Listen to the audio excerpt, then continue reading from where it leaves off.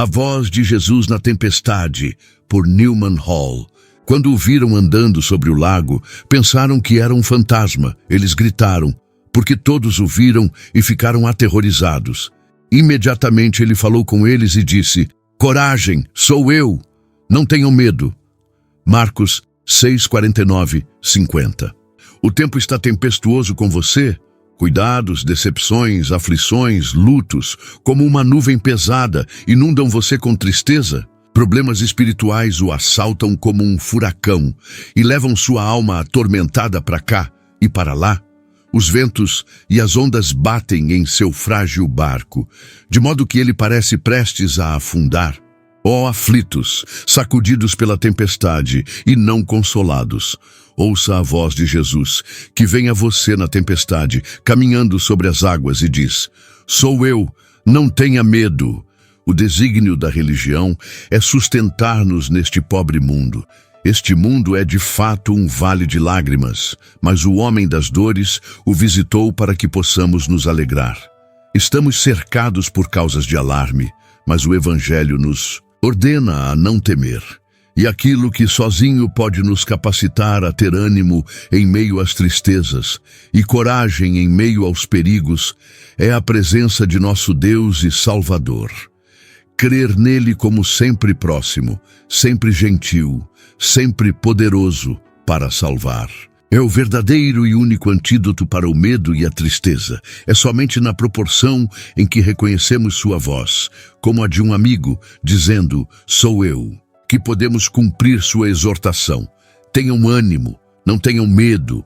Os discípulos estavam certa vez em uma tempestade no mar da Galileia. Seu mestre estava miraculosamente alimentando 5.000 pessoas, com 5 pães e 2 peixes. As pessoas ficaram tão surpresas com seu poder que resolveram fazê-lo seu rei. Mas como ele não veio para reinar, mas para sofrer, ele os instou a retornarem silenciosamente para suas casas e ele mesmo se retirou para uma montanha para orar. Enquanto isso, Jesus fez com que seus discípulos entrassem em um barco e fossem adiante dele para o outro lado do lago. É mais provável que eles não entendessem o motivo desse pedido. Parecia estranho para eles. Por que ele deveria ser deixado para dispersar a multidão sozinho? Por que eles deveriam ser privados de sua companhia se ele desejasse aposentadoria? Por que eles não poderiam esperar na praia até que ele viesse da montanha? Como ele poderia segui-los se eles fossem embora com o barco? Mas eles foram ordenados, e isso foi suficiente. Mesmo assim, os cristãos ainda têm que fazer e sofrer muitas coisas, cuja razão está oculta deles. Mas um discípulo obediente não dirá: "Por que isso me foi designado para fazer?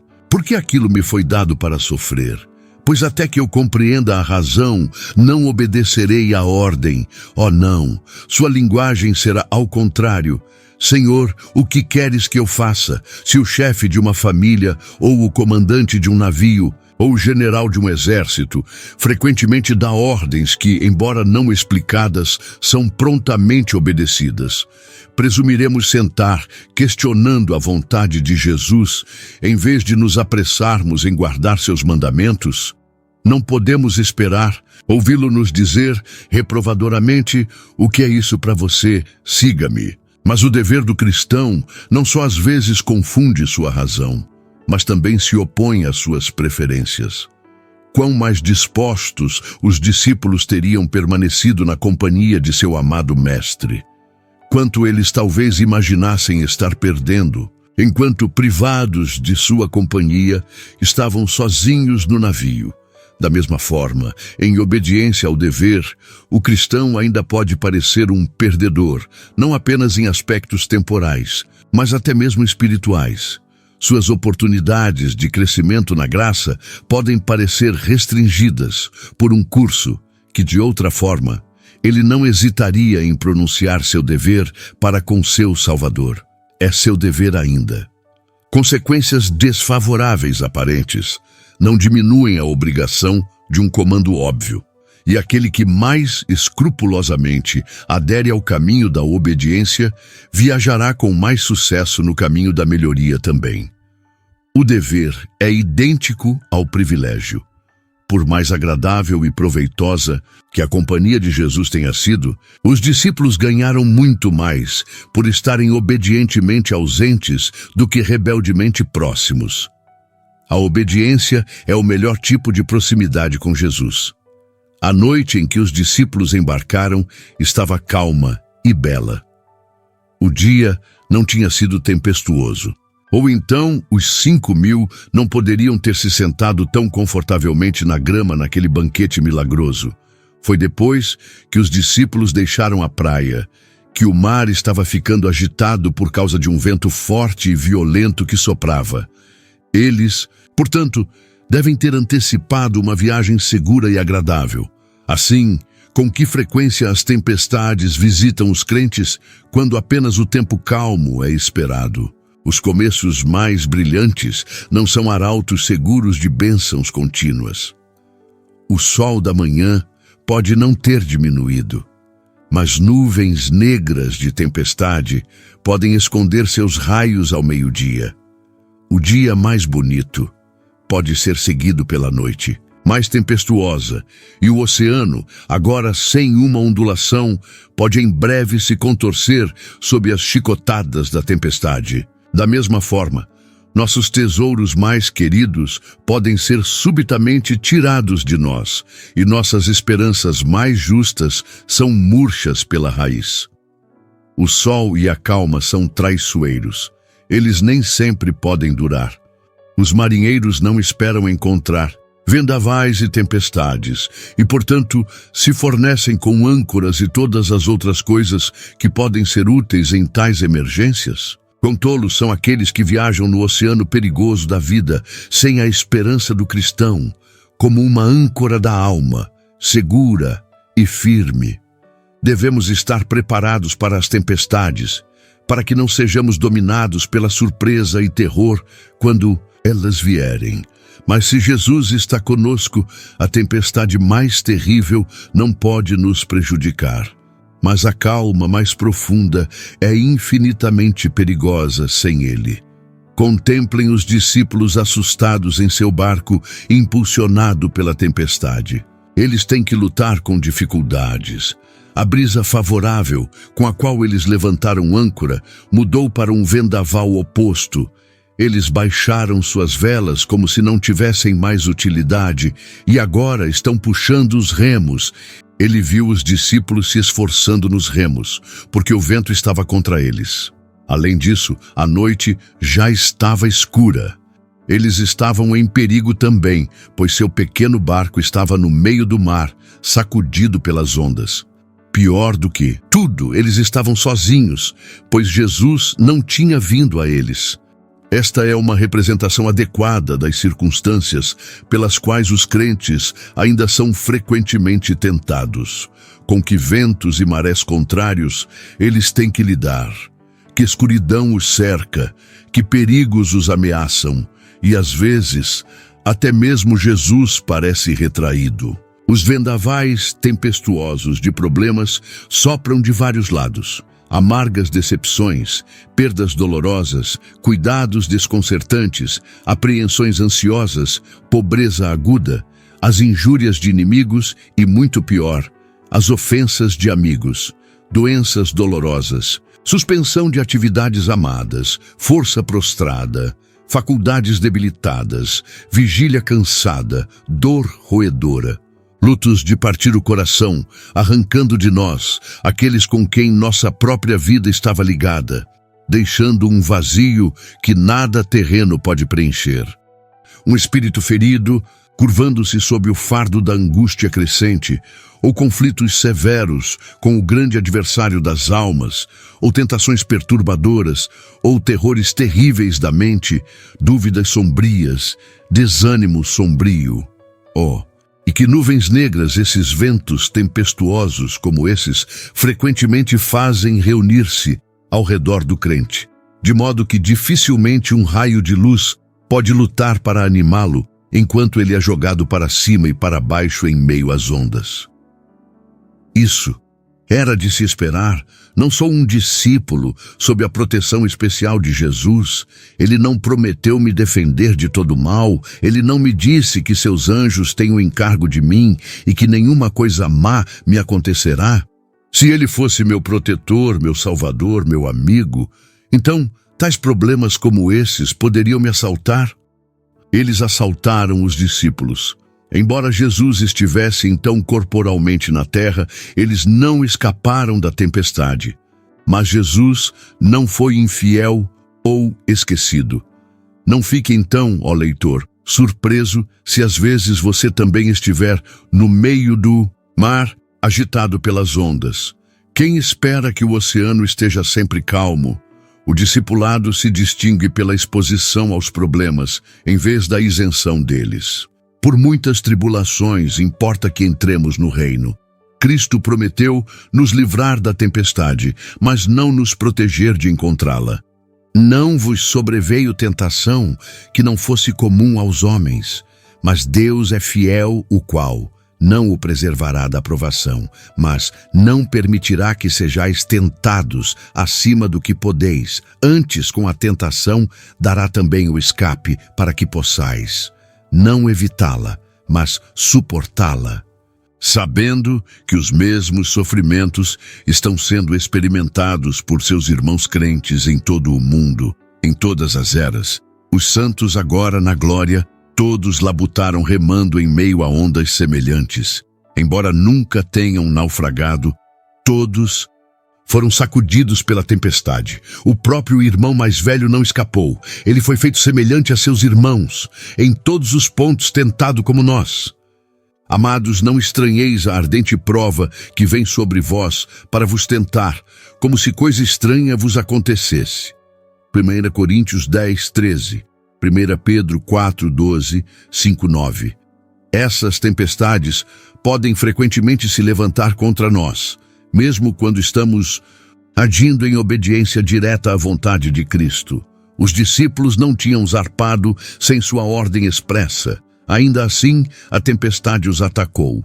Ele sabia que o vento iria se levantar. Ele mesmo permitiu que ele soprasse. No entanto, ele disse aos discípulos para irem para o outro lado. Da mesma forma, nunca devemos interpretar dever por sucesso.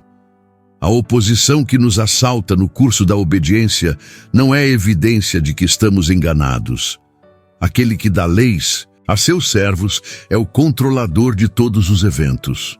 Pode ser sua vontade que, no próprio ato de obediência, encontremos tempestades. Ele previu cada provação que enfrentaríamos. Quando estabeleceu a rota que deveríamos seguir, não devemos ousar voltar atrás. Os discípulos, quando o vento se tornou contrário, poderiam ter desejado retornar à praia, especialmente porque Jesus estava lá, mas eles tinham sido ordenados a ir para o outro lado. E então eles continuaram remando, mesmo tendo feito pouco ou nenhum progresso. Eles não eram responsáveis pelo vento contrário que os deteve, mas eram responsáveis por se esforçarem para obedecer à vontade de seu mestre. Mesmo assim, nenhuma dificuldade deve nos intimidar no caminho da obediência. Que a proa do nosso navio esteja sempre voltada para o ponto do dever. Por mais terrível que seja o vendaval, por mais poderosas que sejam as ondas que batem contra ele, embora pareçam nos forçar a recuar, ainda assim, se perseverarmos em lutar obedientemente contra elas, estaremos realmente fazendo um rápido progresso. Cristo assegura libertação e sucesso a todo discípulo fiel. Melhor, infinitamente melhor, sofrer a perda de todas as coisas obedecendo a Jesus, do que comprar o universo recuando da tempestade. Melhor perecer na tempestade, do que buscar segurança em uma fuga desobediente, pois quem quiser salvar a sua vida, perdê-la-á. Mas quem perder a sua vida, por minha causa, achá-la-á. Mas enquanto os discípulos lutam contra os ventos e as ondas, onde está Jesus? Na montanha, sozinho com seu Pai, passando a noite em oração. Seus aflitos seguidores são esquecidos. Quando eles estiveram ausentes de seus pensamentos atenciosos, de seu coração amoroso, sem dúvida, Ele está intercedendo por eles. Assim, Ele intercede por você, leitor aflito e sacudido pela tempestade, verdade mais consoladora. Ele vive sempre para interceder por nós, de noite e de dia, na tempestade e na calmaria, sua oração onipresente surge: Pai, livra-os do mal. Crente, você nunca é esquecido por Ele. As mãos de Moisés se cansaram enquanto ele orava pelos israelitas, e quando eles murcharam, Amaleque prevaleceu. Mas alguém mais poderoso que Moisés está aqui, que nunca se cansa e a quem o Pai sempre ouve. Ele carrega seu nome em seu coração. Você está gravado nas palmas de suas mãos. Em cada tempestade, Ele está no monte, e sua intercessão torna sua libertação certa. Não pense que porque o vento é tempestuoso e a tempestade continua longa, que Ele intercede em vão. O fato de você não afundar prova que sua advocacia prevalece. Se você espera viajar por este mundo sem tempestades, você ficará muito desapontado. Mas não acuse sua mediação de ineficácia. Espere graça sustentadora e libertação final. E sua esperança nunca o envergonhará. Ele não ora para que nosso dia nunca seja tempestuoso, mas em resposta à sua intercessão, podemos sempre estar confiantes de que, como nosso dia, assim será nossa força. Jesus não apenas orou por seus discípulos, mas também os observou na tempestade. Eles não podiam vê-lo, eles poderiam pensar que estavam além de sua vista, pois estavam a uma distância de mais de 3 milhas. E como nos é dito, a noite estava escura, seu pequeno barco não podia ser visto da costa. No entanto, o olho de Jesus estava nele. Ele viu cada onda que quebrava sobre ele.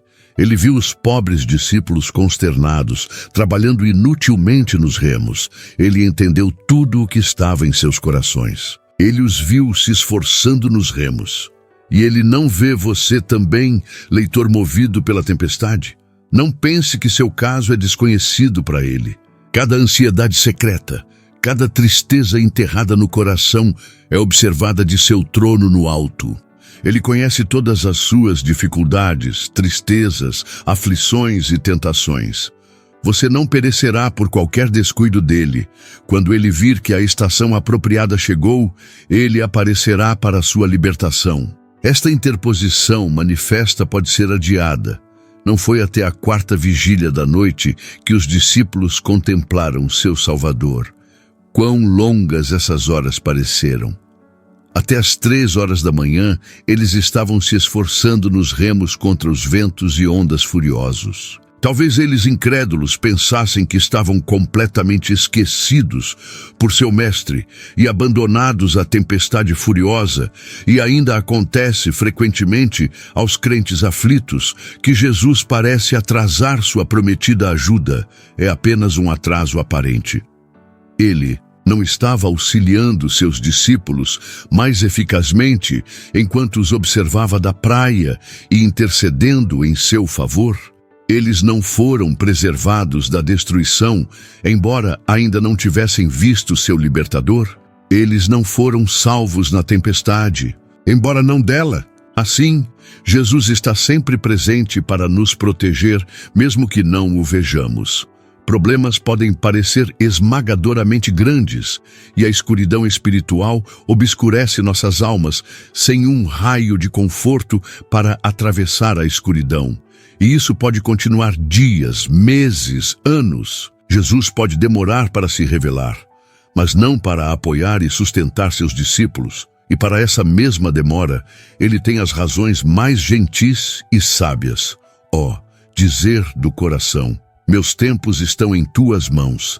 Acreditar que eles estão nas melhores mãos. Não desejá-los em nenhuma outra mão. E, portanto, não murmurar ou ficar consternado, mesmo que até a 4ª vigília da noite sejamos autorizados a continuar nos esforçando nos remos, porque o vento está contra nós. Seu tempo é o melhor tempo. A hora da libertação certamente chegará, porque a visão é ainda para um tempo determinado. Ainda que se demore, espera-a, porque certamente virá, não tardará. Quando finalmente Jesus apareceu aos seus discípulos, sacudidos pela tempestade, a maneira de sua vinda foi tão inesperada e estranha que, em vez de alegria, sua primeira emoção foi terror. Ele se aproximou deles caminhando sobre as ondas. Quem o teria esperado assim? Foi um prodígio nunca testemunhado antes. Apesar das demonstrações anteriores de seu poder, os discípulos sem dúvida consideraram o mar intermediário uma barreira intransponível entre eles e seu divino mestre. Esta foi a última direção para a qual eles se voltariam, na expectativa de contemplá-lo. E quando ele veio, fazendo das próprias águas, que eles pensavam que o manteriam ausente, o caminho pelo qual ele se aproximou, seu terror foi tal que eles não reconheceram seu libertador, mas imaginaram que viam um fantasma. Ah, quantas vezes limitamos o Santo de Israel! Muitas vezes pensamos nele como semelhante a nós em seus recursos. Consideramos uma impossibilidade aquilo que não apresenta dificuldade para ele. Desesperamos por ajuda dos próprios quadrantes onde, talvez, ele esteja naquele momento avançando em nosso apoio. Presumimos prescrever ao Todo-Poderoso. Em vez de orar por sua ajuda e deixar para sua amorosa sabedoria a maneira de fazê-lo, muitas vezes determinamos em nossas próprias mentes o método pelo qual a assistência esperada será dada. Decepcionados em nossa expectativa, talvez murmuremos que nossas orações foram desconsideradas, embora no exato momento estejamos recebendo de alguma outra forma a ajuda que buscamos. Não é a força para suportar um fardo, tanto uma resposta à oração, quanto sua remoção. Não é a graça de perseverar na súplica em meio à escuridão circundante, tanto uma prova da fidelidade de nosso Salvador, como se o sol dispersasse a escuridão. Não pode um senso ainda mais profundo de nossa vileza e desamparo ser uma resposta à oração por crescimento espiritual, ainda mais valioso em algumas estações do que até mesmo a alegria e a paz que cobiçamos? Embora o inimigo possa não ter nos deixado, ainda assim, não é misericórdia ser capaz de sustentar o conflito e, tendo feito tudo, permanecer firmes. E embora a tempestade possa continuar a rugir e a calmaria seja longamente adiada, ainda assim não é uma prova de que Jesus está conosco, contanto que as ondas não sejam permitidas a nos submergir. Como os discípulos que gritaram de medo, dizendo, é um fantasma. Muitas vezes confundimos a forma e a presença de nosso Senhor. Olhamos com apreensão para o que deveria dispersar nosso medo. Nossas melhores bênçãos e as respostas, as nossas orações mais sinceras, nos causam alarme e tristeza. Que criaturas míopes, cegas e ignorantes somos, como confundimos as intenções de nosso mais querido amigo. Quantas vezes trememos quando deveríamos ter coragem? Quantas vezes lamentamos e reclamamos quando deveríamos transbordar em ações de graças? Ajuda-nos, gracioso Salvador, a deixar contigo a maneira de tua aparição. Por mais estranha, por mais terrível que seja a forma externa, que possamos reconhecer a presença de nosso amigo sempre fiel. Nada é impossível para ti. Ainda assim, tu frequentemente andas sobre as águas. O que mais tememos como angustiante e ruinoso, tu podes selecionar como o melhor método de efetuar nossa libertação. Embora a tempestade esteja alta e embora a noite esteja escura, ainda assim, deixa-nos reconhecer e saudar a ti com adoração, caminhando até nós nas ondas turbulentas da aflição. O terror dos discípulos foi rapidamente apaziguado pela voz encorajadora de Jesus. Sou eu, não tenham medo. Não é nenhum fantasma, nenhum dos poderes das trevas. Sou eu, seu mestre, seu protetor, seu amigo. Não tenham medo. Que consolo Isso deve ter proporcionado àquela tripulação assustada.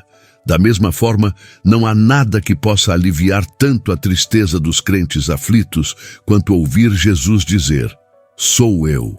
Em cada calamidade, em cada tristeza, Ele está presente. Nunca estamos sozinhos. Nosso melhor amigo está sempre perto. E Ele não está apenas conosco na tempestade, mas Ele a envia e a controla. Somos muito propensos a atribuir nossos problemas apenas a causas secundárias, perdendo de vista aquele sem o qual nem mesmo um pardal cai no chão. Os homens dizem: "Isso foi um acidente", ou "Isso foi devido à operação das leis da natureza", ou "Um inimigo fez isso". Mas Jesus diz: "Sou eu." Qualquer que seja a verdade a respeito da agência humana e das leis naturais, há um controlador supremo, sem cuja permissão e direção nenhum evento acontece. Embora a livre agência do homem não seja invadida, nem o curso normal da natureza impedido, a mais absolutamente verdadeira é a própria declaração do Salvador: "Meu Pai trabalha até agora e eu trabalho." Em todo evento, importante ou trivial na estimativa do homem, ele fala e diz: "Sou eu." Na pobreza, sou eu. Na doença, sou eu. Na ansiedade, sou eu. No luto, sou eu. Seja qual for a natureza da tempestade, de qualquer quadrante que o furacão possa soprar, ainda assim Jesus diz: "Sou eu." Não apenas quando as águas estão calmas, refletindo cada sombra em sua superfície espelhada, enquanto um sol sem nuvens difunde luz e alegria por todo o lado. Mas quando as nuvens escuras se juntam e a noite é negra, e a tempestade uiva, e o trovão ressoa, e as águas se enfurecem, e abismos horríveis se abrem como se fossem engolir o discípulo desesperado. Mesmo então, em meio à escuridão, que Jesus seja visto pelo olho da fé, caminhando em majestade sobre as ondas e, em meio à tempestade furiosa, sua voz mansa e suave de dignidade e amor mesclados possa ser ouvida dizendo: "Sou eu." Não tenha medo, reconhecer Cristo mais vividamente em todos os nossos problemas. Perder de vista a agência humana na contemplação absorvente de Jesus. Arrependimentos e murmúrios nunca acabarão, se olharmos apenas ou principalmente para causas secundárias. Se eu não tivesse feito isso, se eu tivesse sido mais prudente naquilo, se tal pessoa não tivesse sido tão infiel e cruel, quão interminável pode se tornar tal raciocínio falso. Que descontentamento eles causarão. Quão difícil será sentir-se resignado quando culpamos os outros ou a nós mesmos como as únicas causas de nossos problemas. Deixe-me desviar o olhar de agências inferiores e causas secundárias. Jesus envia a tempestade. Ele ordenou esta aflição, e eu não devo ser submisso à sua autoridade. Se ele enviou esta pobreza, eu não deveria acolhê-la? Se ele ordenou esta decepção, eu deveria me arrepender? Se ele comissionou esta doença, eu não devo suportá-la pacientemente? Se ele permitiu que inimigos me atacassem, o ódio ao meu inimigo não será esquecido em submissão ao meu amigo? Se ele me enlutou e a terra parece um vazio na ausência daqueles tão queridos, embora eu não possa deixar de lamentar, eu devo murmurar? Se ele mistura o cálice da aflição, eu não devo bebê-lo? Não posso ter certeza de que ele é sabiamente e gentilmente misturado. E embora possa ser amargo, que vida e saúde devem resultar do gole? Não contemplar Deus na tempestade, ou entreter falsas concepções sobre ele, é uma fonte prolífica de medo. Alguma outra forma é vista na tempestade que inspira alarme. Os homens têm medo do destino ou do acaso e contemplam fantasmas do mal por toda parte. Um assassino está de emboscada a cada curva. Cada nuvem que se reúne esconde um inimigo, e o murmúrio da tempestade é a voz de um inimigo. Assim, a superstição é cheia de medos, na proporção em que falha em reconhecer o único objeto de reverência religiosa. Quão grande é a verdade no ditado de Salomão: No temor do Senhor há forte confiança, e seus filhos terão um lugar de refúgio. O temor a Deus e a coragem estão aliados. Se temermos corretamente o Deus verdadeiro, não precisaremos temer ninguém além dele. O que pode nos prejudicar se ele é nosso protetor? A inimizade de quem precisamos temer, se ele é nosso amigo. Por que a tempestade deveria nos afligir ou assustar, se Jesus está lá para nos proteger de ferimentos e até mesmo para fazer a fúria dos ventos e ondas propícia ao nosso bem? Não podemos escapar das tempestades da vida, mas essas tempestades perdem seu poder, não apenas para ferir, mas também para alarmar. Quando ouvimos a voz de Jesus dizendo: "Sou eu, não tenham medo", como a única razão pela qual os discípulos não deveriam temer, Jesus simplesmente disse: "Sou eu", como se isso fosse o bastante para banir o alarme. Era desnecessário assegurar-lhes sua segurança, ou o que ele faria para efetuá-la. Era o suficiente para deixá-los saber que era ele. Sua presença era uma garantia suficiente para a libertação. E essa garantia, "sou eu", não envolve tudo o que é necessário para acalmar os medos e suavizar as tristezas dos crentes aflitos ainda. "Sou eu" era a voz do poder. Era a voz daquele a quem está registrado que todas as coisas foram feitas por ele. Aquele que disse: "Todo o poder me é dado no céu e na terra". Aquele a quem os elementos da natureza obedeciam reverentemente. E que naquele momento estava manifestando sua supremacia, suspendendo suas próprias leis, enquanto caminhava sobre o mar. Era a voz daquele que obviamente era capaz de fazer tudo o que era necessário para a segurança dos discípulos. A tempestade podia ser furiosa, mas ele podia controlá-la. As ondas podiam ser turbulentas, mas aquele que marchava sobre suas cristas espumantes podia conter sua violência. Ele podia, por uma palavra, acalmar a tempestade, ou preservar seus discípulos no meio dela. E é a mesma voz da onipotência que ainda fala em meio às tempestades de nossas vidas. Aquele que fez a tempestade pode controlá-la. É tão verdadeiro em referência a problemas de todo tipo quanto é dos elementos da natureza. Que fogo e granizo, neve e vapores, vento tempestuoso, todos cumprem sua palavra. Ele os estabeleceu para sempre. Ele fez um decreto que não passará. O mar é dele e ele o fez. Ele colocou para ele barras e portas e disse: "Até aqui você virá, e não mais adiante, e aqui suas ondas orgulhosas serão detidas." E certamente, aquele que comanda e levanta o vento tempestuoso, que levanta as suas ondas, é igualmente capaz de fazer a tempestade se acalmar, para que as suas ondas se acalmem. Discípulo aflito, anime-se. Aquele que fala com você na tempestade a levantou e pode controlá-la. O amigo que lhe ordena não temer é o Deus por quem todas as coisas foram feitas. Aquele que aparece para seu apoio tem apenas que falar, e é feito para comandar e permanece firme. Sua palavra é tão poderosa quando fala para o conforto de seu povo aflito, como quando disse: "Haja luz", e houve luz. Existe algo muito difícil para o Senhor? Mas o reconhecimento dessa voz como uma voz de poder não é suficiente para tirar nosso medo. Pode aumentá-lo. Pois aquele que fala é o Deus a quem ofendi com meus pecados, e cujo poder o capacita apenas a garantir minha punição de forma mais eficaz. Se ele pode controlar a tempestade, então ele pode direcionar aquele relâmpago para me ferir e aquelas ondas turbulentas para me engolir. O reconhecimento meramente do Deus da natureza não é suficiente para acalmar o peito agitado, até que eu possa esperar pelo perdão, as próprias perfeições e atributos que o tornam glorioso, o tornam terrível também.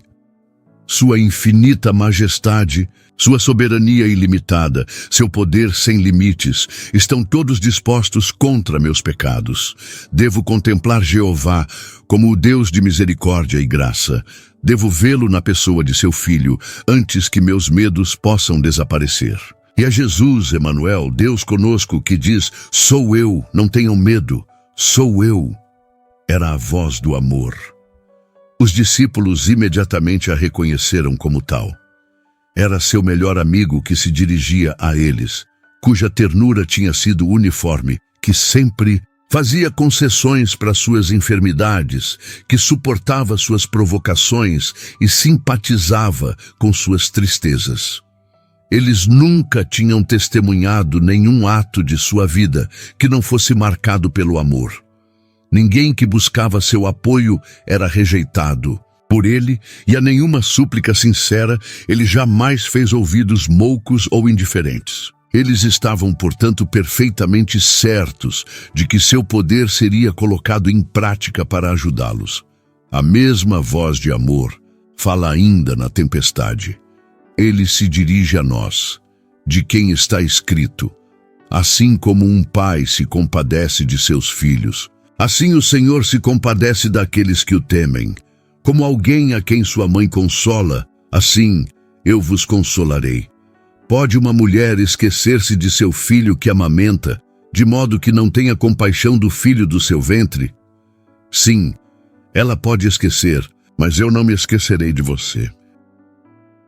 É a voz da consolação de Israel, que foi ungida para curar os corações partidos e consolar os que choram, e de um sumo sacerdote simpático que tem compaixão de seu povo redimido.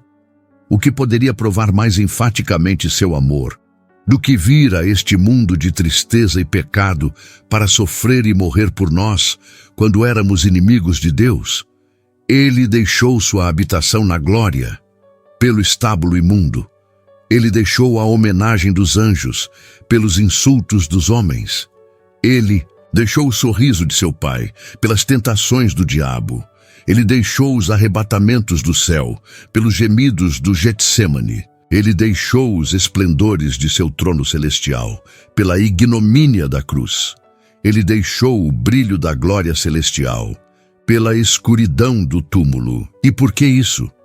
Foi o amor que motivou o sacrifício expiatório do pecado. Amor aos indignos, aos rebeldes, aqueles que então o crucificaram, e aqueles que agora o traspassam por seus pecados. E o amor ainda motiva sua intercessão à direita de Deus. Tendo feito tanto para nos salvar, ele nos permitirá perecer na tempestade? Aquele que não poupou seu próprio filho, mas o entregou por todos nós, não nos dará também com ele todas as coisas? O amor que já efetuou tanto nos falhará em qualquer extremidade.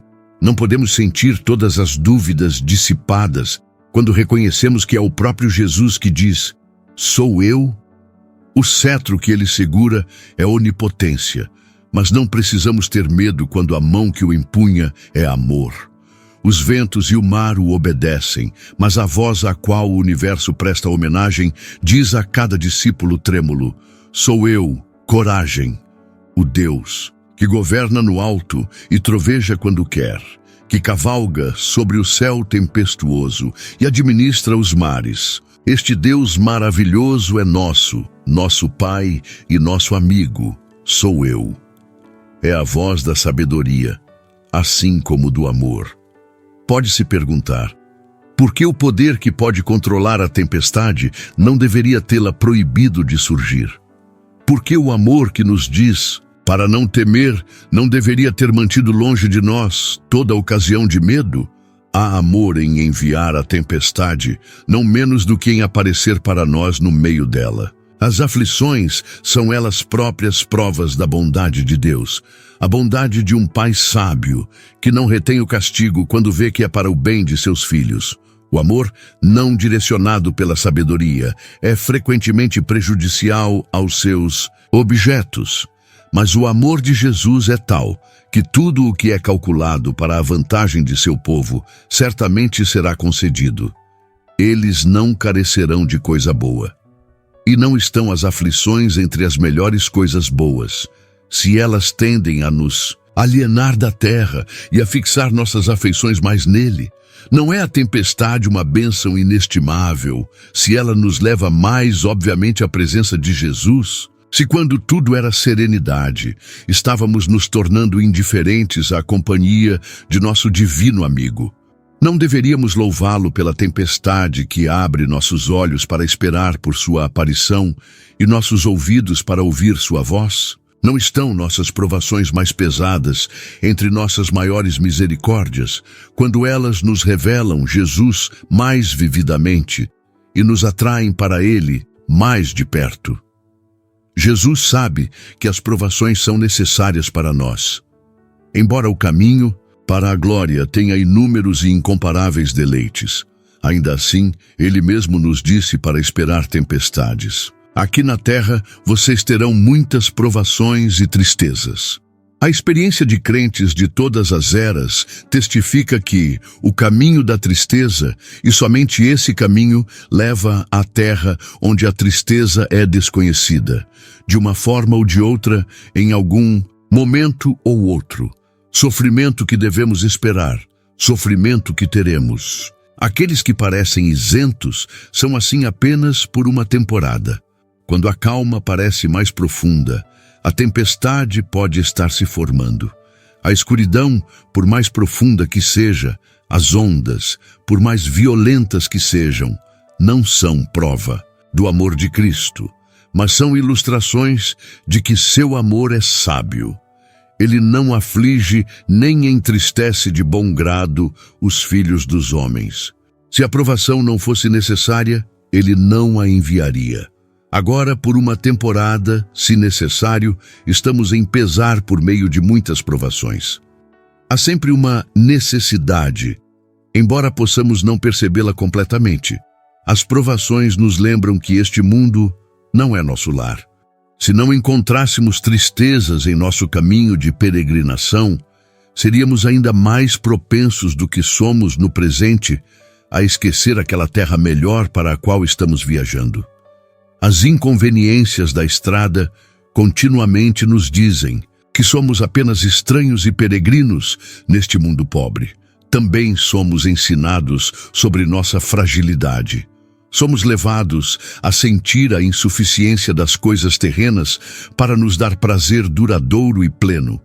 E somos levados, em nossa miséria, a buscar mais sinceramente a ajuda de nosso divino Consolador e a olhar para a rocha que é mais alta do que eu.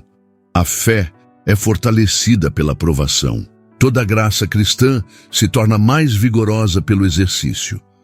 Portanto, somos ensinados pelo apóstolo Paulo a nos alegrarmos em nossos sofrimentos, porque sabemos que o sofrimento produz perseverança, a perseverança, caráter, e o caráter, esperança.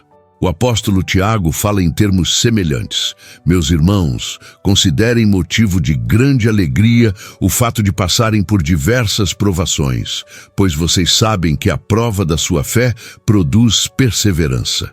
A perseverança deve ter ação completa, para que vocês sejam maduros e íntegros, sem lhes faltar coisa alguma. O apóstolo Pedro também encoraja os crentes à paciência e à alegria na aflição, pelo pensamento de que, agora, por um pouco de tempo, vocês tiveram que sofrer várias provações, para que a autenticidade da sua fé, mais preciosa do que o ouro que, embora perecível, é provado pelo fogo, resulte em louvor, glória e honra, quando Jesus Cristo for revelado.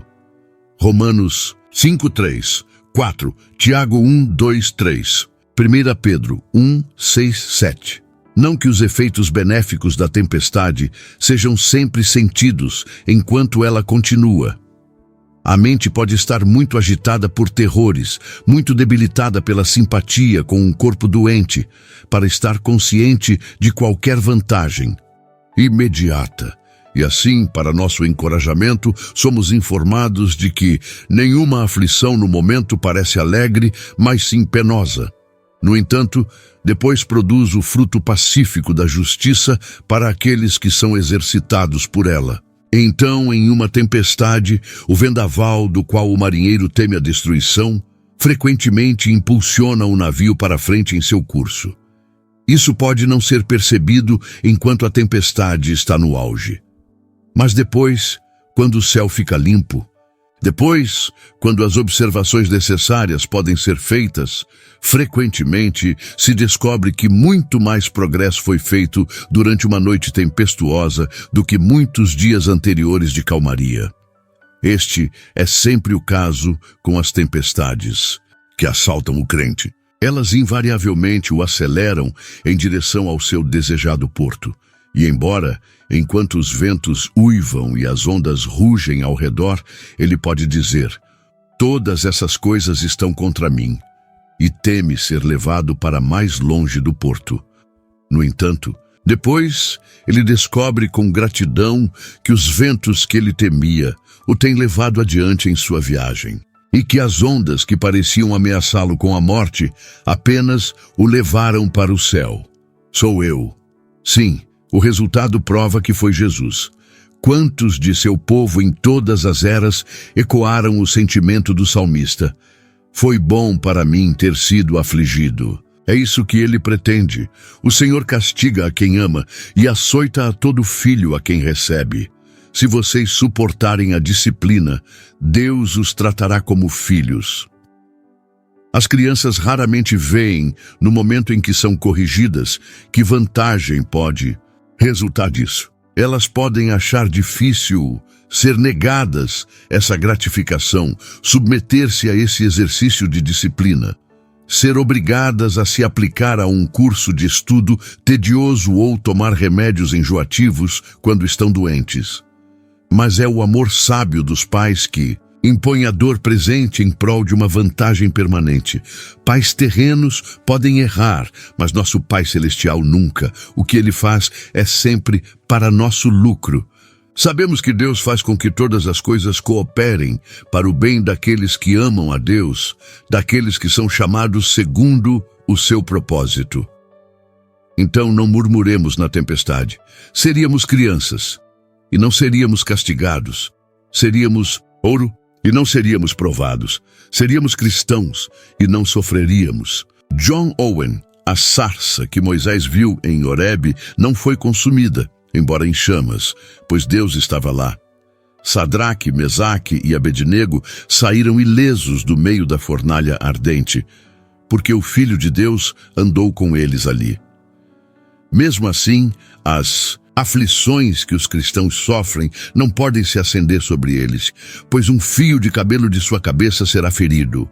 Podemos ter que suportar até mesmo provações de fogo, mas sabemos que a fornalha é aquecida, não para consumir, mas para purificar. Na linguagem de Malaquias, ele se assentará como um refinador e purificador de prata. O artesão joga os metais preciosos nas chamas e depois os esquece?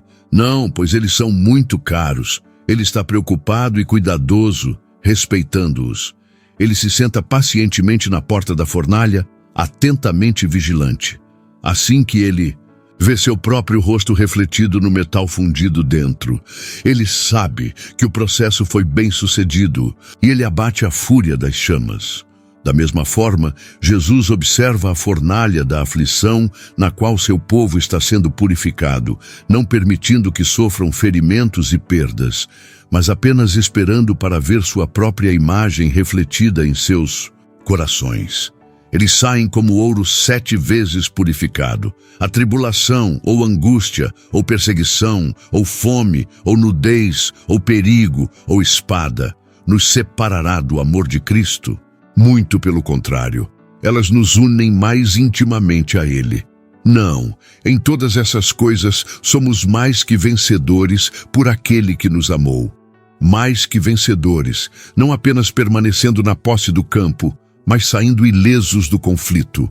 E não apenas ilesos, mas revigorados. Ele é de fato um conquistador que, resistindo resolutamente a um ataque, afasta cada golpe para que não sofra nenhum ferimento. e que, embora o conflito possa ser severo, derruba, desarma e pisoteia seu agressor. Mas se com uma mão generosa ele o levanta do chão e, não contente em superar seu corpo por veludo superior, subjuga seu espírito também por amor superior, ele obtém uma vitória ainda mais completa. Ao dominar o inimigo, ele se torna um conquistador, mas ao converter esse inimigo em amigo, ele se torna mais que vencedor. Tal é a vitória do crente. As provações pelas quais ele é assaltado não são apenas privadas de todo o poder para ferir, mas se tornam as principais ocasiões e instrumentos de seu fortalecimento, conforto e salvação. Por mais agourenta que pareçam, elas são portadoras das mais preciosas bênçãos do céu. Elas usam o aspecto de inimigos apenas à distância e no início da luta. Logo o guerreiro cristão as abraça como amigos, e as armas que pareciam apontadas contra ele são pela fé invertidas e se tornam dispostas ao redor dele para sua defesa. Em todas estas coisas, ele é mais que vencedor, por meio daquele que nos amou. A fé, que reconhece em todos os eventos a voz de Jesus, é a química espiritual que transmuta todas as substâncias mais baixas em ouro. Por mais sem valor que sejam, mesmo que perniciosas e destrutivas, elas agora se tornam um tesouro precioso. No cálculo de sua riqueza, o crente pode incluir suas provações mais pesadas e tristezas mais agudas. O apóstolo Paulo diz: todas as coisas são suas, o mundo, a vida, a morte, as coisas presentes, as coisas por vir, todas são suas. Os homens não consideram perdas entre suas posses. Essas todas as coisas são, portanto, ganho para aqueles de quem pode ser acrescentado, e vocês são de Cristo. Aflições, portanto, as carrancas do mundo, bem como seus sorrisos, as tristezas da vida, bem como suas alegrias, as tristes separações e as dolorosas aproximações da morte, bem como os chamados celestiais que ela transmite, as tempestades e lutas das coisas presentes, bem como a calma e o repouso das coisas que virão. Tudo é nosso. Se fôssemos sábios, não desejaríamos nos separar de um deles, pois quem se empobrece deliberadamente? Se nos víssemos como Deus vê, entenderíamos como todos eles estavam trabalhando juntos para o nosso bem. Mas embora andemos pela fé, não pela vista, podemos estar tão certos do resultado, já que Deus o declara. A tempestade é nossa, nenhum mal te sucederá, nem praga alguma chegará à tua tenda. Salmo 91:10. É uma promessa verificada, em toda a extensão, no caso de todos os que habitam no lugar secreto do Altíssimo. Para eles, tristezas não são males e doenças não são pragas.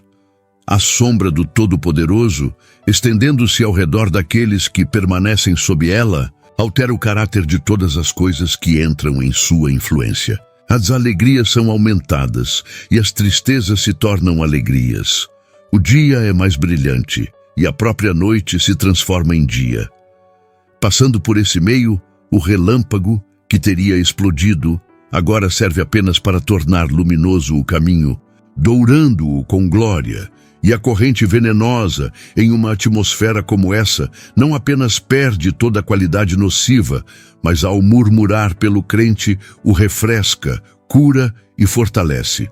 Assim, a tempestade é terrível apenas na aparência. Os ventos e as ondas que batem no navio, em vez de enfraquecê-lo, o tornam mais forte e mais navegável. O bater das ondas torna suas madeiras mais compactas, a viagem será mais próspera e a admissão no Porto Pacífico em seu término mais triunfante. Porque assim vos será amplamente concedida a entrada no reino eterno de nosso Senhor e Salvador Jesus Cristo. As provações, por mais malignas que sejam em si mesmas, tornam-se bênçãos inestimáveis quando infligidas pela mão de um Pai. De todos os filhos de Deus agora na glória, é verdade que Ele os guiou pelo caminho certo, para que pudessem ir a uma cidade de habitação. Era frequentemente um caminho acidentado, um caminho escuro, um caminho misterioso, um caminho tempestuoso, mas sempre o caminho certo. É tão quieto. Posso experimentar que é um vale de lágrimas pelo qual passo, mas qualquer que seja a tristeza que eu sinta, quaisquer que sejam as dificuldades que eu encontre, é o caminho certo, pois é o caminho do meu Pai. E quem é tão sábio e gentil quanto ele, é o caminho para uma cidade de habitação. Cada passo é necessário para me levar mais perto daquele lar celestial. As próprias labutas da jornada resultarão em bem-aventurança, e quão cedo elas acabarão. Que amanhecer brilhante seguirá as poucas horas escuras, durante as quais podemos ser atirados pelas ondas, esforçando-nos nos remos, o vento sendo contrário. O choro pode durar uma noite, mas a alegria vem pela manhã. Quão curta é a noite, quando comparada com o dia eterno, do qual aquela manhã é apenas o prenúncio. Sim, em meio ao tumulto e terror da tempestade, Jesus, tornando todas as coisas subservientes ao nosso bem-estar, nos ordena a ter coragem, dizendo: sou eu, não tenham medo. Deus se move de uma maneira misteriosa para realizar suas maravilhas. Ele planta seus passos no mar e cavalga sobre a tempestade. Vocês, santos temerosos, tomem nova coragem. As nuvens que vocês tanto temem estão cheias de misericórdia e se romperão em bênçãos sobre suas cabeças. Não julgue o Senhor pelo seu fraco senso, mas confie nele por sua graça. Por trás de uma providência carrancuda, ele esconde um rosto sorridente. Além disso, a voz que nos fala na tempestade é a de alguém que foi sacudido pela tempestade. Ele já foi o homem de dores, a um grau que nenhum de seus seguidores pode reivindicar. Não há provações que ele suportem com as quais ele não esteja experimentalmente familiarizado. Ele sabia o que era sofrer privação corporal. Ele não tinha onde reclinar a cabeça. Ele estava com fome e sede. Ele suportou a tortura e a ignomínia do flagelo e da cruz. Ele foi desprezado e rejeitado pelos homens. Seus próprios amigos o abandonaram e fugiram. Ele suportou indizível angústia de espírito. Aprouve ao Senhor moê-lo. Ele o fez sofrer. Estando em agonia, ele orou mais intensamente. Sua alma estava extremamente triste, até a morte. Ele suou grandes gotas de sangue. Na cruz, ele exclamou com um grito amargo: meu Deus, por que me abandonaste? Essas eram aflições reais, agonias reais, tentações reais. Não foi uma tempestade fictícia que irrompeu sobre ele. Não foi a mera aparência de tempestade. O conflito não foi imaginário. Ele estava sem pecado, mas não sem uma luta contra o pecado. Ele venceu, não porque não havia nada a resistir, mas porque o amor ao Pai era supremo em seu seio. A dor da fome e da sede no deserto era real e aguda. O incentivo para apaziguar essa dor era real. Assim também a agonia da cruz foi real, e ele deve ter se encolhido diante dela. Mas a submissão à vontade de seu Pai era um princípio mais forte. No entanto, a luta foi severa. Senão, não seria verdade que em todos os pontos ele foi tentado como nós somos. Não há grau de sofrimento ou conflito que ele não tenha suportado. O vento nunca soprou contra qualquer barco tão furiosamente quanto contra o seu. A noite nunca foi tão escura, as ondas nunca foram tão turbulentas como quando ele encontrou a tempestade. Que forte consolação é assim apresentada aos discípulos aflitos. Jesus é tão capaz de sentir nossa aflição quanto de nos livrar dela. Sua é uma simpatia verdadeira. Não sofremos sozinhos. Ele carrega nossa tristeza. Que encorajamento! Para chegar com confiança ao trono da graça, para que possamos obter misericórdia e achar graça para socorro em tempo de necessidade. Quando sabemos que não temos um sumo sacerdote que não seja capaz de simpatizar com nossas fraquezas, mas temos um que foi tentado em todos os sentidos, assim como nós. As tristezas que nos oprimem pesaram mais sobre ele. Os inimigos com os quais lutamos o atacaram mais ferozmente. Nós apenas provamos o cálice amargo da aflição. Ele o esvaziou. Apenas algumas gotas da tempestade caem sobre nós. Ela se enfurece sobre ele. Se então ele, o santo, inofensivo, imaculado, não escapou da tempestade, devemos nos maravilhar, murmurar ou lamentar a aflição. Em nós há muita escória a ser consumida, mas nele não havia nenhuma. Se ele sofreu não por si mesmo, mas por nós, então não deveríamos nos contentar em sofrer por nós mesmos. Ele consagrou o caminho da tristeza por seus próprios passos sagrados, e assim conferiu a ele uma dignidade peculiar. Assim como os espinhos que dilaceraram sua testa compuseram uma coroa, assim a doravante uma majestade na tristeza da qual nenhuma alegria terrena pode se gabar. O Rei dos Reis usava um diadema de dor e apareceu na terra não como o homem da alegria, mas o homem das dores. Alegremo-nos em sermos conformados ao nosso Senhor. O servo não deveria ser como seu mestre. Se ele encontrou tempestades, é apropriado que devêssemos desfrutar de calma ininterrupta. Se ele guiou por caminhos acidentados, pensaríamos em atravessar apenas prados floridos. É algo alegre ser um compartilhador com Cristo em qualquer coisa. Todos os prazeres em que ele não está são amargos para uma alma que o ama, e todos os sofrimentos com ele são doces. As piores coisas de Cristo são mais deliciosas do que as melhores coisas do mundo. Suas aflições são mais doces do que seus prazeres. O amor se deleita na semelhança, não apenas nas coisas agradáveis, mas também nas coisas mais difíceis. Quando ele foi procurado para ser feito rei, ele escapou. Mas quando ele foi procurado para ser levado à cruz, ele livremente se rendeu. E eu devo rastejar de volta do que ele me chama para sofrer? Ele não passou por tudo antes e tornou tudo fácil e amável. Ele não adoçou a pobreza, a perseguição, o ódio, a desgraça e a própria morte. Ele não perfumou o túmulo e o transformou de um poço de horror em um doce leito de descanso. Sou eu. Jesus chama nossa atenção para si mesmo. Ele não diz: coragem, você é habilidoso, forte, perseverante e bem capaz de lidar com a tempestade, mas coragem, sou eu.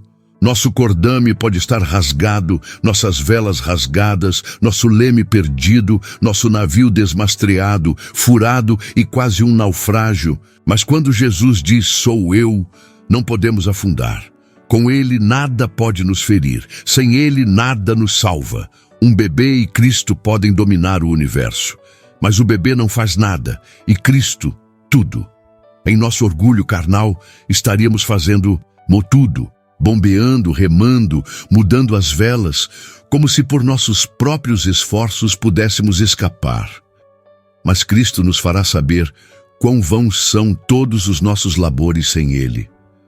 Somente ele pode salvar. Quando o anjo da destruição feriu os primogênitos do Egito, mas passou por cima das casas dos israelitas, o frágil infante estava tão seguro quanto o homem vigoroso estava. Se o sangue fosse aspergido nas ombreiras das portas, a força do homem vigoroso não poderia tê-lo defendido. O desamparo do frágil infante não poderia tê-lo colocado em perigo.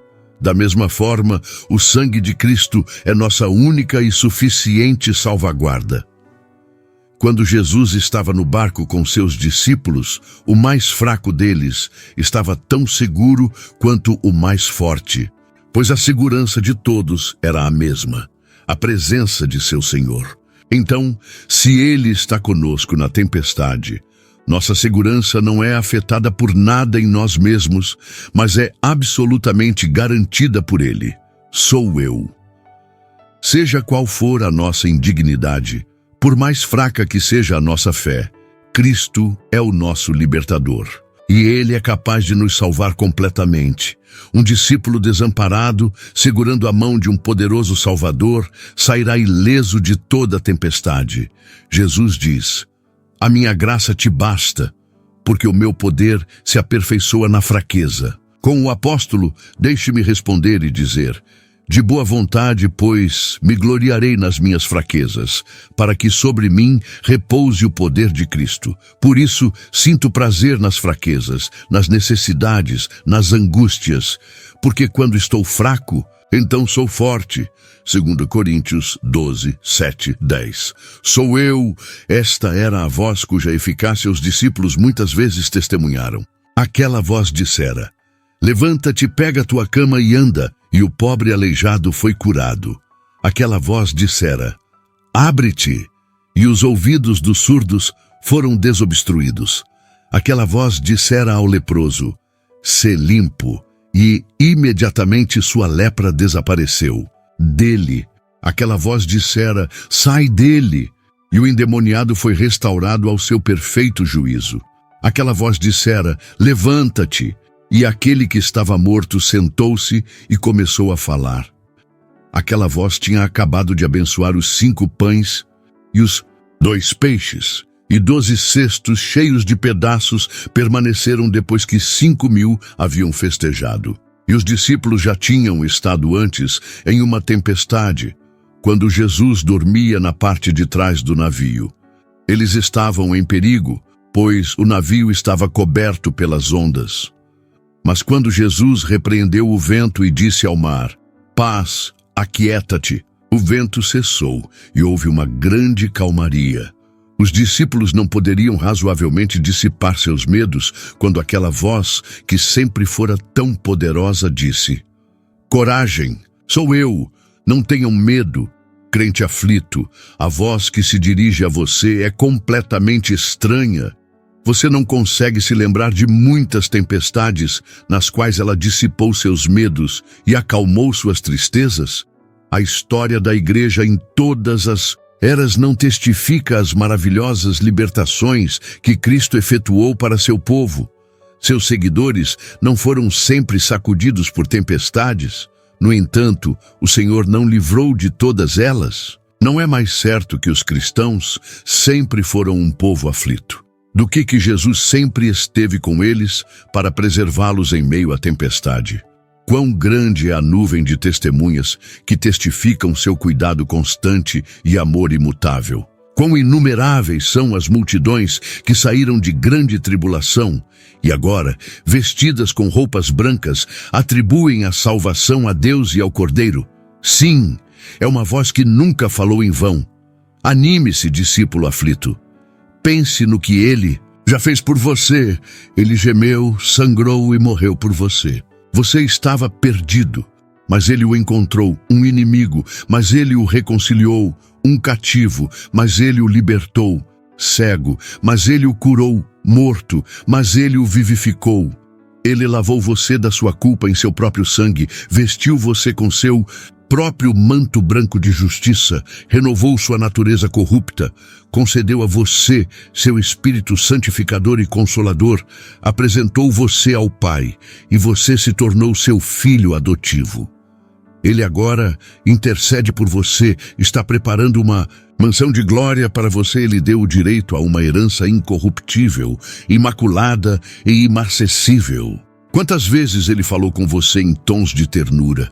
Como seu coração queimou dentro de você enquanto Ele andava com você ao longo do caminho. Que paz e alegria você experimentou enquanto Ele manteve conversa com sua alma. Ele não transformou seu luto em dança, sua noite em dia e sua tempestade em calmaria. Tendo feito tanto por você, Ele agora o deixará perecer? Você não pode usar com confiança o mesmo argumento com o qual Manoá foi consolado por sua esposa quando, tendo sido visitado pelo anjo de Jeová, ele temeu que eles seriam destruídos. Se o Senhor tivesse prazer em nos matar, Ele não teria recebido um holocausto e uma oferta de alimentos de nossas mãos, nem nos teria mostrado todas essas coisas. Jesus já teria feito tanto por você. ele o teria chamado por sua graça, renovado por seu espírito, confortado por seu amor e preservado até hoje, se ele pretendesse abandoná-lo agora. Se ele o procurou quando você era um estranho, ele não cuidará de você agora que você é uma criança? Se o inimigo era amado, quanto mais o amigo. Se nós, quando éramos inimigos, fomos reconciliados com Deus pela morte de seu Filho, quanto mais, estando reconciliados, seremos salvos por sua vida.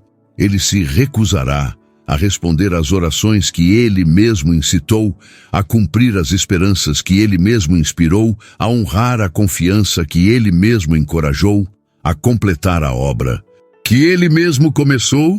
Não. Misericórdias passadas são uma promessa segura da herança futura. Libertações passadas são uma promessa certa de segurança final. Em meio ao uivo da tempestade, que esta seja sua canção. Seu amor no passado me proíbe de pensar que ele me deixará finalmente em apuros para afundar. Cada doce Ebenezer que tenho em revisão confirma seu bom prazer em me ajudar a superar tudo. Quão irracional é para um discípulo de Jesus se preocupar. Somos instruídos a lançar todas as nossas preocupações sobre ele, pois ele cuida de nós. Quão desnecessário fazer isso por nós mesmos, o que é muito melhor feito por ele. Ele se comprometeu a fazer tudo por nós, que não apenas nossa segurança, mas nossa felicidade requer. Seu amor infinito o leva sempre a escolher o que sua infinita sabedoria vê ser o melhor para nós, enquanto seu poder infinito o capacita a realizá-lo. Não estamos perfeitamente seguros, então, em tal guarda? Suponha que pudéssemos controlar os elementos e que para algum objeto importante tivéssemos invocado uma tempestade. Se estivéssemos em um navio que não pudesse afundar, contemplaríamos as águas furiosas com prazer, sabendo que elas estavam cumprindo nossas próprias intenções e que uma calmaria perfeita se seguiria no momento em que demos a palavra. Mas isso é realmente verdade. Somente o governo da tempestade está nas mãos de Jesus, em vez das nossas.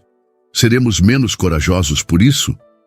Ele não sabe muito melhor do que nós os propósitos especiais para os quais a tempestade é necessária e o momento preciso em que sua violência deve ser amenizada. Não deveríamos confiar com total confiança em seu cuidado vigilante e nos alegrar, por mais alta que seja a tempestade, que ela pode realizar apenas o nosso bem, não tendo poder para nos fazer mal?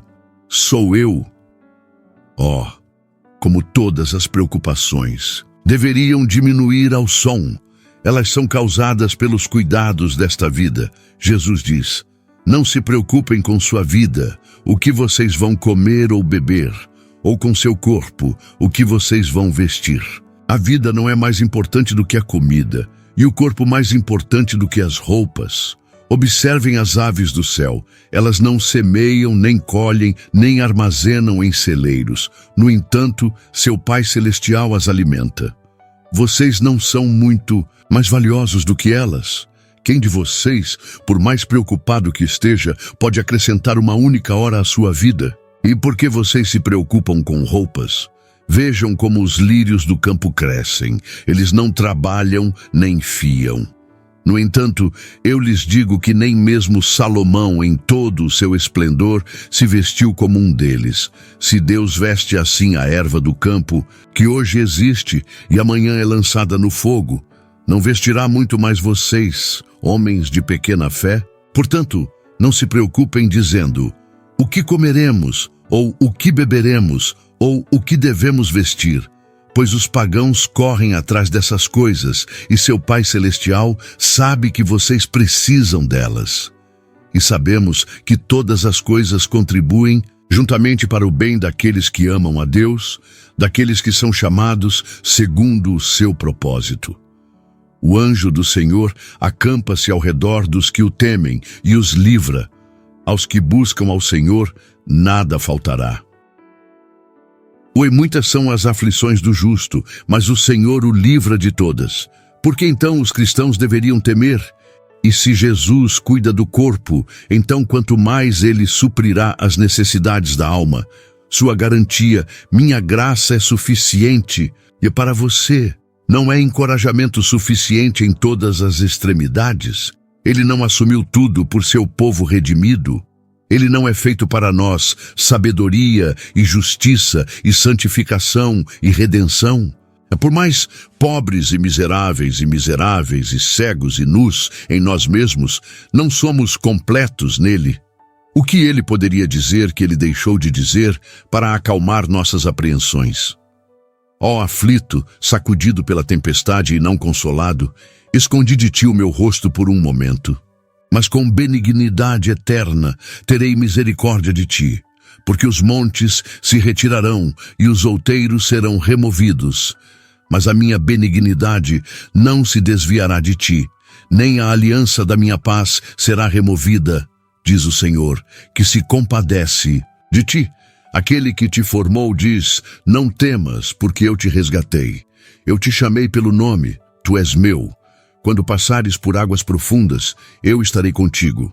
Quando passares por rios de dificuldade, não te afogarás. Quando andares pelo fogo da opressão, não te queimarás, as chamas não te consumirão. Porque eu sou o Senhor teu Deus, o Santo de Israel, teu Salvador. Fiel é aquele que prometeu. Ele não pode negar a si mesmo. O céu e a terra passarão, mas suas palavras não passarão. E ele disse de todo o seu povo: eu lhes dou a vida eterna, e elas nunca perecerão. Nunca, ninguém as arrebatará da minha mão. Vamos apenas crer nessas promessas e haverá uma grande calmaria. Como quando os discípulos receberam Jesus no barco, o vento cessou e imediatamente eles estavam na terra para onde iam. Assim, quando nós, pela fé, recebemos Cristo completamente em nossos corações, a fúria da tempestade acaba. Os problemas externos podem continuar, mas não podem produzir tempestade alguma interna. O crente é mantido em perfeita paz, cuja mente está firme em Deus. Um dos mártires, exposto ao escárnio público em uma gaiola de ferro, teria dito a um espectador, que expressou surpresa com a alegria que ele manifestou: você pode ver essas barras, mas não pode ouvir a música em minha consciência. Da mesma forma, o mundo, olhando apenas para a aflição externa, pode não ver nenhuma redução do furacão e pode se maravilhar com a compostura que o cristão exibe em meio a ele. Eles ouvem o trovão e o rugido dos ventos e ondas, mas não podem ouvir a voz de Jesus dizendo: sou eu, que tanto alegra o discípulo abatido. Eles podem ver o problema externo, mas não o consolo interno da vida oculta com Cristo. É a paz de Deus que excede todo o entendimento. Vamos então responder às promessas de Deus na linguagem exultante da fé. Que canções de louvor surjam da arca, na qual somos seguramente carregados em meio à tempestade. Deus é nosso refúgio e fortaleza, uma ajuda sempre presente em tempos de angústia. Portanto, não temeremos, ainda que a terra ceda e as montanhas caiam no coração do mar, ainda que suas águas rugam e espumem e as montanhas tremam com sua agitação. Por que você está abatida, ó minha alma? Por que está tão perturbada dentro de mim? Coloque sua esperança em Deus, pois eu ainda o louvarei, meu Salvador e meu Deus. Ó Senhor Deus Todo-Poderoso, quem é como você? Você é poderoso, ó Senhor, e sua fidelidade o cerca. Você governa o mar agitado, quando suas ondas se levantam, você as acalma. Sou eu. Isso é o suficiente para satisfazer todas as dúvidas, para acabar com todos os medos, para enfrentar todas as dificuldades. Eu sou culpado? Jesus recebe o principal dos pecadores. Eu sou impotente? Jesus é capaz de salvar completamente. Estou perdido? Jesus veio para buscar e salvar os perdidos. Não tenho méritos? Jesus é feito justiça para nós. Não tenho nada? Em Jesus, toda a plenitude habita. Ele morreu por mim. Ele vive para interceder por mim. Ele zela por mim. me fortalece e me apoia. Ele me guia na escuridão, me anima na tristeza, me defende. No perigo, está preparando um lugar para mim no céu. Se Ele está comigo, então o que pode me ferir? Se Ele é por mim, quem será contra mim? Os ventos e as ondas podem rugir ao redor, mas não tem poder para me fazer mal, enquanto Jesus diz: sou eu. E quando a última tempestade da vida me assaltar, Ele ainda estará por perto. Sim, ainda que eu ande pelo vale da sombra da morte, não temerei mal algum, porque Tu estás comigo, a Tua vara e o Teu cajado me consolam. Não será um vale escuro se a sua forma aparecer nele. Não será triste se a sua voz for ouvida. Não existe morte para o crente. Aquele que crê em mim, ainda que morra, viverá. E todo aquele que vive e crê em mim, nunca morrerá.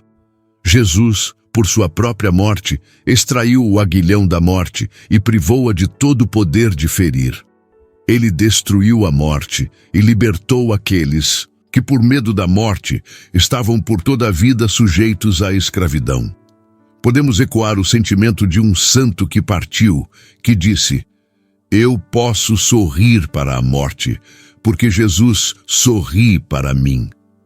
Ou melhor, a morte desaparece e somente Cristo é visto. Ele detém as chaves do mundo invisível e está presente no leito de morte de cada santo, para libertar o espírito do corpo corruptível e para recebê-lo na casa não feita por mãos, eterna nos céus.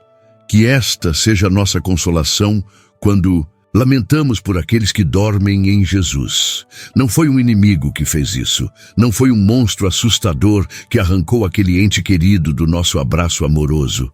Foram os braços de um irmão que receberam o espírito que partia. Ele não confia o importante ofício a nenhum mensageiro inferior, muito menos a um inimigo. Eu voltarei e vos receberei para mim mesmo. O moribundo Estevão o contemplou quando disse: Senhor Jesus, recebe meu espírito. Sim, é Jesus. Naquela câmara de ansiedade e lágrimas, onde a maré fraca da vida em declínio é observada tão ternamente e tudo está sendo feito que habilidade e gentileza podem sugerir para atrasar o temido momento da separação, Jesus está dizendo: sou eu. Naquela morada escura, onde a atividade do amor não mais segura as comportas da tristeza, Jesus sussurra: sou eu. Naquela triste procissão fúnebre, cada passo que avança parece como se estivesse transportando os enlutados para seu próprio sepultamento. Jesus, como em Naim, toca o caixão e diz à viúva, ao órfão, aos sem amigos: sou eu. Na sepultura aberta, onde com aquele corpo morto serão sepultadas tantas alegrias e esperanças vivas, Jesus, como em Betânia, está entre os enlutados e, enquanto chora com eles, acalma sua tristeza dizendo: sou eu. Sim, foi Jesus quem levou o espírito do falecido para o pleno desfrute de um amor ainda mais terno que o deles. Em um mundo onde lágrimas nunca são derramadas, a dor nunca é sentida e a morte é para sempre desconhecida. Vamos então ser consolados pelo pensamento da felicidade instantânea e perfeita daqueles cuja separação de nós lamentamos. Em meio à tempestade, na qual perdemos de vista por uma temporada aqueles que eram mais queridos do que a própria vida, este é o consolo dado à nossa tristeza, que eles foram levados nas asas da tempestade para o céu. Esta consideração deve ser suficiente para sustentar nossas mentes quando uma tempestade semelhante irromper sobre nós. A morte para o discípulo é Jesus. Cada sintoma de doença crescente apenas prova que Jesus está mais perto. As nuvens podem parecer escuras, o trovão terrível, as ondas avassaladoras, mas elas apenas anunciam a aproximação próxima de nosso amigo celestial. Ele fala em meio ao tumulto e diz: sou eu, que tendo preparado sua mansão, vim para levá-lo para mim, Coragem, sou eu, não tenha medo. Devemos nos encolher de seu abraço. Não devemos antes nos alegrar que nossa libertação se aproxima, sabendo que partir e estar com Jesus é muito melhor? O autor, estando recentemente em Scarborough, durante um tempo tempestuoso, observou de manhã cedo 2 pequenos barcos de pesca se aproximando do porto. As tripulações tinham sido expostas ao vendaval por vários dias, e suas forças e provisões estavam quase esgotadas.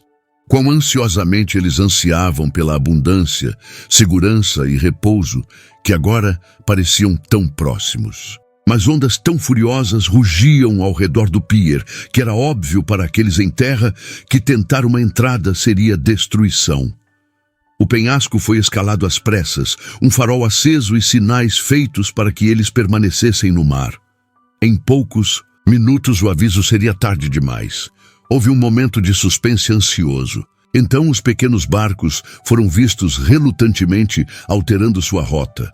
E decepcionados com suas esperanças, suas tripulações exaustas tiveram que enfrentar a tempestade novamente. Quão feliz é o contraste no caso do discípulo de Cristo. A fúria da tempestade, em vez de expulsá-lo de seu forte refúgio, o torna apenas mais bem-vindo ali. O porto do amor de Cristo está sempre acessível. Quanto maior for nossa angústia, mais pronta será nossa entrada. E o lugar de descanso final, o céu da glória, onde esse amor é plenamente manifestado e onde aqueles que entram estão seguros de todos os perigos futuros, está totalmente à vista quando a grande e final tempestade irrompe sobre nós. Quão convidativamente ela se espalha diante dos olhos da fé. Quão perfeita é a paz, quão ininterrupta é a calma, quão inefável é a bem-aventurança, que são experimentadas ali. Nenhuma lágrima é derramada, nenhuma dor é sentida, nenhuma tentação assalta ali. O farol brilha, não para repelir, mas para seduzir. Jesus nos ordena que não desanimemos. Pela última vez ele diz, coragem, sou eu. Nenhum discípulo jamais sofreu naufrágio ao tentar entrar ali. A tempestade que ruge lá fora apenas empurra o navio trabalhador mais rapidamente para dentro. Essas ondas furiosas apenas carregam a alma mais rapidamente para casa. Esse furacão apenas sopra o espírito mais triunfantemente para Deus. Quão breve é a luta, quão longo é o repouso. Depois de ter sofrido um curto período, então glória eterna. Das provações acumuladas da vida mais longa, podemos dizer, com tal perspectiva, pois nossos problemas leves e momentâneos estão alcançando para nós uma glória eterna que supera em muito todos eles. Então fixamos nossos olhos, não no que é visto, mas no que é invisível, pois o que é visto é temporário, mas o que é invisível é eterno. Ó morte, onde está seu aguilhão? Ó sepultura, onde está sua vitória? Senhor, eu creio. Ajuda minha incredulidade. Tem piedade e perdoa os medos do teu pobre, fraco e trêmulo discípulo. Ajuda-me a contemplar-te mais claramente, mais constantemente, que eu possa ouvir a tua voz tanto na tempestade como na calmaria. Que a gentil certeza, sou eu, seja sempre suficiente para alegrar meu coração. Muitas vezes disseste, vinde a mim, todos os que estáis cansados e sobrecarregados, e eu vos aliviarei. Senhor, eu aceitaria agora o teu gracioso chamado. Não te trago nada além de um fardo de culpa e miséria. Nu, vil, desfeito, assim como sou, eu venho e sei que não me expulsarás. Do meio das ondas furiosas, olho para ti. Cheguei a águas profundas. Os ventos são turbulentos, a tempestade é alta. Aflições externas, conflitos internos, assaltam meu fraco barco. Devo afundar em breve, sem a tua ajuda prometida. Salva-me, ó Deus, pois as águas entraram em minha alma. Não deixes que a enchente me inunde, nem que o abismo me engula. As tristezas do meu coração estão aumentadas. Ó, tira-me das minhas angústias. Senhor, salva-me, ou pereço. Repreende as ondas. Tira-me das muitas águas. Que a luz do teu amor disperse a escuridão, que o trovão da tempestade seja silenciado pela tua voz, dizendo: sou eu, não tenhas medo. Jesus, amante da minha alma, deixe-me voar para o teu seio, enquanto as águas mais próximas rolam, enquanto a tempestade ainda está alta. Esconda-me, ó meu Salvador, esconda-se até que a tempestade da vida passe. Guia, seguro para o porto, ó, recebe minha alma finalmente. Não tenho pai. Certa vez eu estava em uma terrível tempestade no mar. Ficamos por muitas horas sendo jogados de um lado para o outro à vista de rochas perigosas. As máquinas a vapor não funcionavam mais. O vento soprava violentamente e ao redor era ouvido o terrível rugido das ondas e o bater das ondas quebrando no convés. Neste momento assustador e difícil, enquanto estávamos, como se pode dizer, à mercê das ondas, encontrei grande conforto e apoio em uma circunstância aparentemente insignificante. Era que a filha do capitão, uma garotinha de cerca de 12 anos, estava na cabine conosco. Ele tinha vindo 2 ou 3 vezes em meio a seus cuidados e labutas para ver como estava sua filha. E é bem sabido o quão animadora é a visão de um capitão em tal momento de perigo. À medida que nossa situação piorava, vi a garotinha se erguendo sobre o cotovelo e inclinando o olhar ansiosamente para a porta, como se ansiasse pelo reaparecimento do pai. Ele era um grande marinheiro. Um casaco imenso, grandes botas de mar e um gorro de oleado com abas penduradas no pescoço estavam cheios de água. Ele caiu de joelhos no chão ao lado do beliche baixo de sua filha e estendeu o braço sobre ela, mas não falou. Depois de um tempo, ele perguntou se ela estava alarmada. Pai, a criança respondeu, deixe-me estar com você e eu não terei medo. Comigo, ele gritou, você não conseguiu suportar isso nem por um instante. Pai, deixe-me ficar com você, ela repetiu. Minha filha, você só ficaria mais assustada, ele disse, beijando-a, enquanto as lágrimas escorriam por seu rosto áspero. Não, pai, não terei medo se me levar com você. Oh, pai, deixe-me ficar com você. E ela jogou os braços em volta do pescoço dele e agarrou-se firmemente a ele. O homem forte foi vencido. Ele levantou sua criança nos braços e levou-a embora com ele. Como eu senti sua partida. Enquanto a criança do capitão estava por perto, eu a sentia como uma espécie de garantia para o retorno e cuidado do capitão. Eu sabia que no momento de maior perigo, o pai correria para sua filha. Eu tinha certeza de que se o navio estivesse prestes a ser abandonado no meio das ondas selvagens, eu saberia de cada movimento, pois o capitão não abandonaria sua filha. Assim, na presença daquela criança, eu me confortei. E quando ela foi, eu me senti abandonado. E pela primeira vez com medo, eu me levantei e consegui subir no convés. O mar e o céu pareciam um. Era uma visão terrível. Estremecendo, eu me encolhi e me joguei novamente no meu sofá. Então veio o pensamento, a criança está contente, ela está com seu pai. E eu não tenho pai? Ó Deus, eu te agradeço. Naquele momento eu pude responder, sim, um pai invisível, é verdade.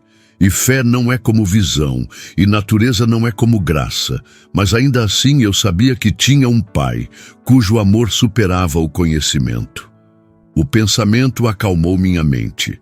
Leitor, isso acalma o seu? Ó, grita a alma trêmula, a tempestade é assustadora, o céu está negro, andamos na escuridão e não temos luz. Fique quieto, sou eu, e saiba que eu sou Deus, diz o Senhor.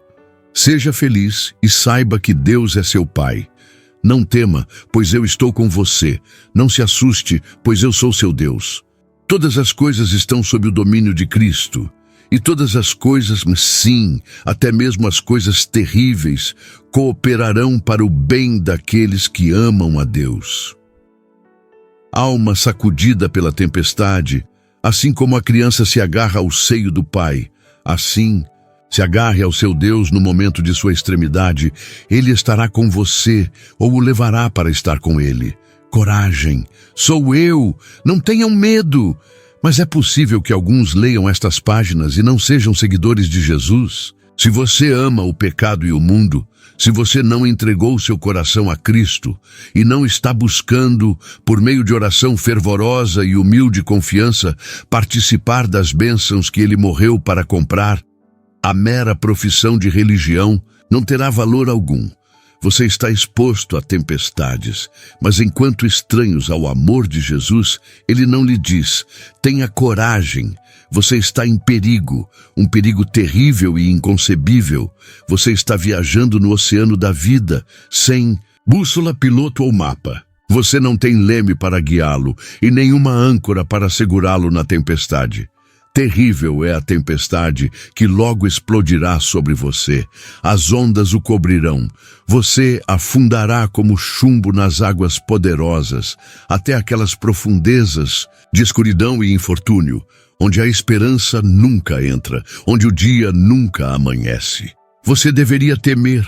No momento, você pode não ver perigo algum e pode não ser jogado por nenhuma onda, mas há perigo nessa calmaria. É a suavidade da torrente antes que ela se espalhe para baixo. A destruição está diante de você e os redemoinhos do inferno se abrem para engoli-lo. Indiferença é insanidade. Ter coragem é loucura total. O terror convém a você. Ó, que você possa do coração proferir o grito: o que devo fazer para ser salvo?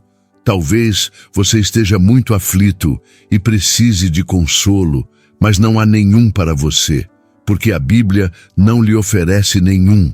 Não confunda a tristeza com piedade e imagine que porque você está em uma tempestade, Jesus deve estar lá para confortá-lo e livrá-lo. Ele está apenas com seus discípulos na tempestade.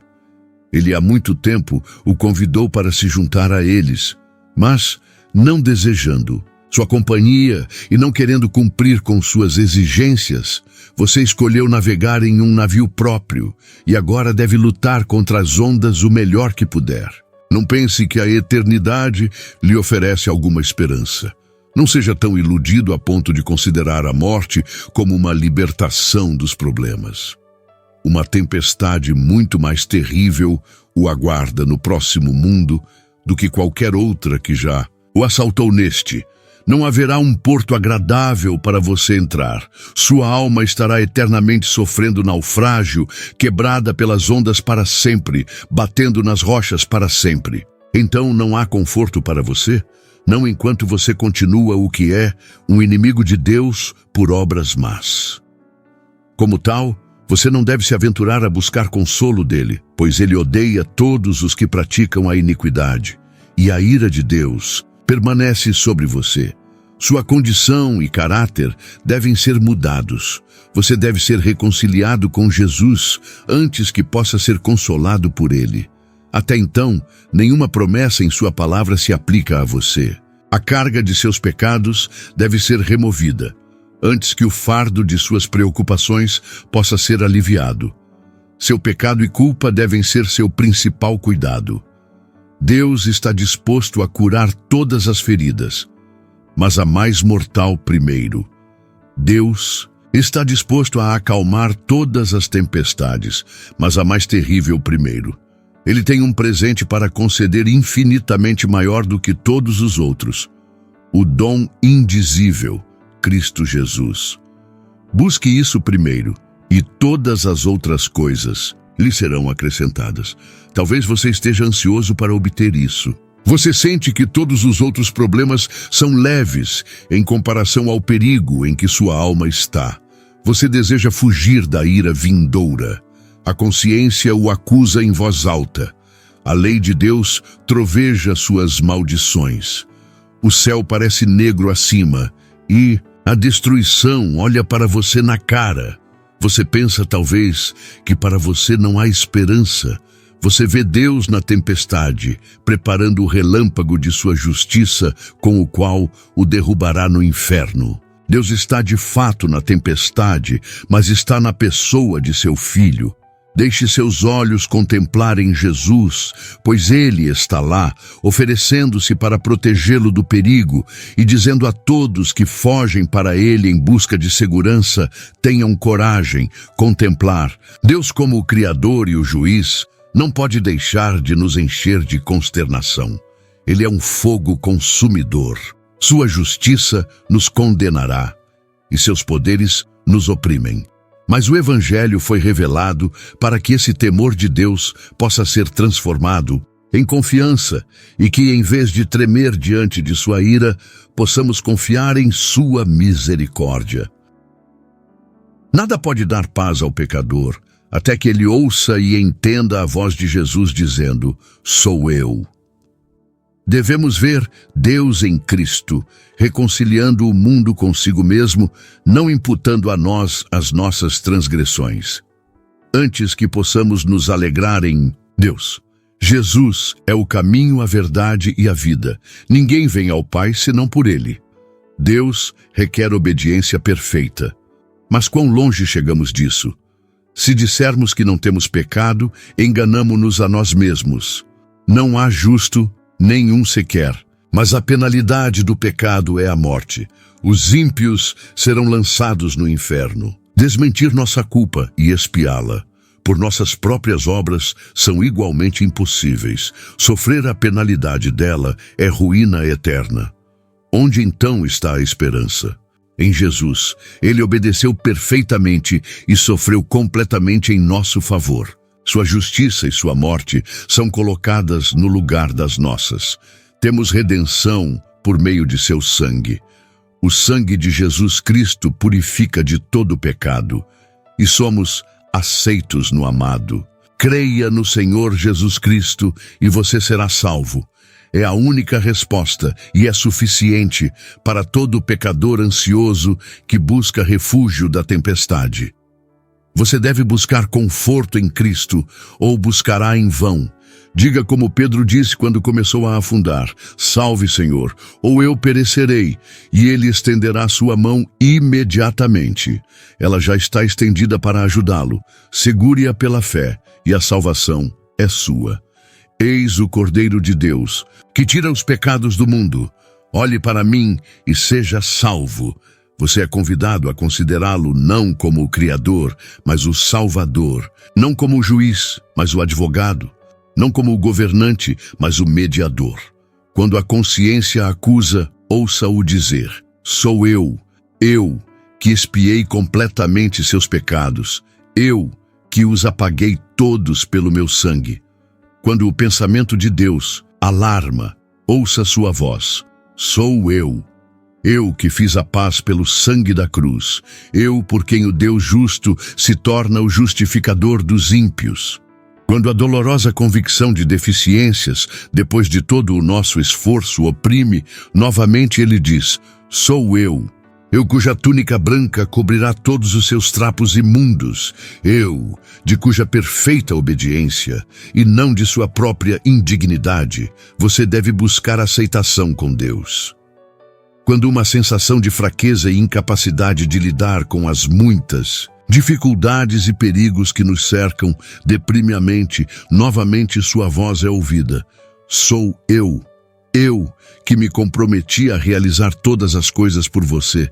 Eu que nunca o deixarei nem o abandonarei."